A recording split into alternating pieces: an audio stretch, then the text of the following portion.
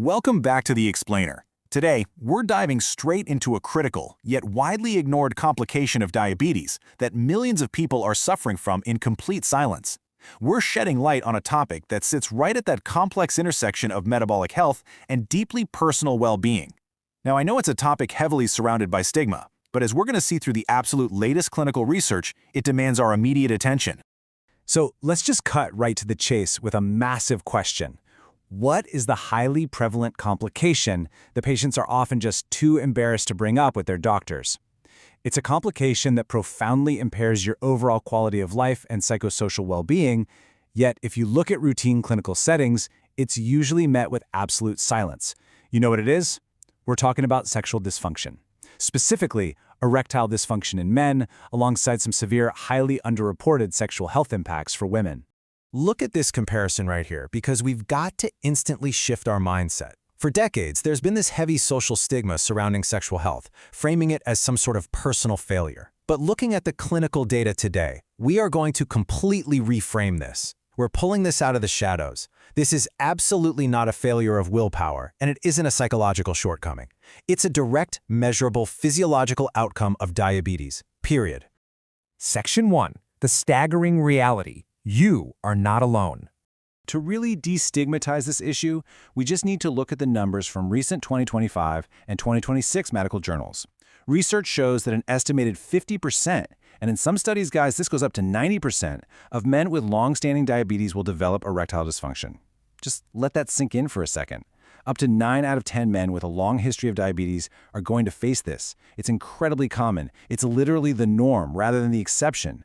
Yet, a 2025 qualitative study found that men still describe being way too embarrassed to raise the subject with their physicians. They're suffering in silence despite the fact that effective treatments are sitting right there waiting for them. And check out this risk multiplier, 3.5 times. Diabetic men are 3.5 times more likely to experience this complication than men without diabetes. That's huge. It shows us with absolute clarity that diabetes isn't just incidentally related to sexual dysfunction. The underlying metabolic conditions of diabetes are actually a primary driver of the whole problem. When we zoom out to the global scale, the numbers are just massive. 322 million.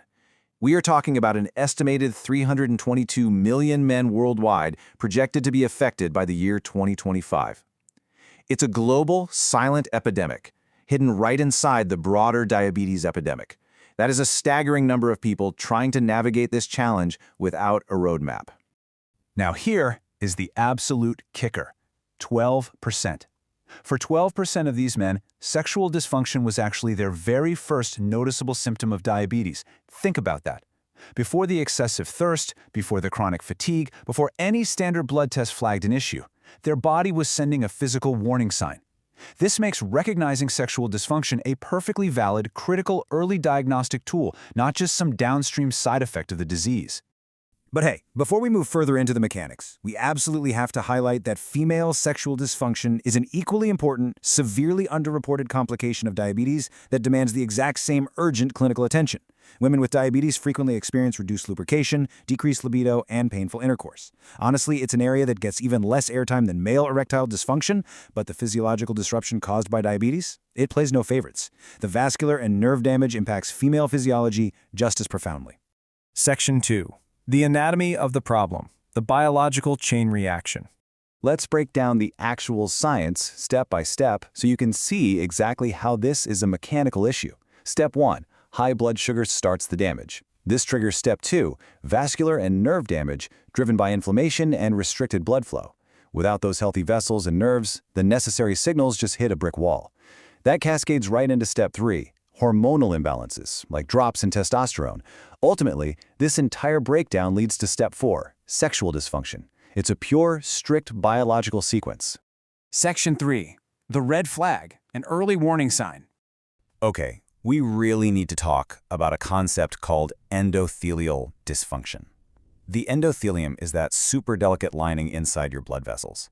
Because sexual health relies so heavily on healthy, robust blood flow, a failure in this localized area is frequently a massive red flag for silent, underlying cardiovascular disease everywhere else in your body. In fact, medical professionals now view erectile dysfunction in diabetic patients as a powerful predictor for future cardiovascular events. It's basically the canary in the coal mine for your heart, and it should never, ever be dismissed just because the conversation feels a little awkward. Section 4. Taking control. Clinically proven solutions. So what do we actually do about it? Well, according to the ADA Standards of Care for 2026, these specific lifestyle adjustments directly address the root causes of that vascular and nerve damage we just mapped out. First up, improved blood sugar control cuts off the damage right at the source. Then, regular exercise is clinically proven to improve vascular and nerve function over time. Better sleep? That helps restore your critical hormonal balance. Reducing alcohol and smoking eliminates major vascular risk factors that just compound the damage of diabetes. And most importantly, open conversations with your doctor. Medical treatments are available, they're highly effective, and they're meant to be a standard part of your comprehensive diabetes management plan. I really want to leave you with this incredibly empowering thought from the research.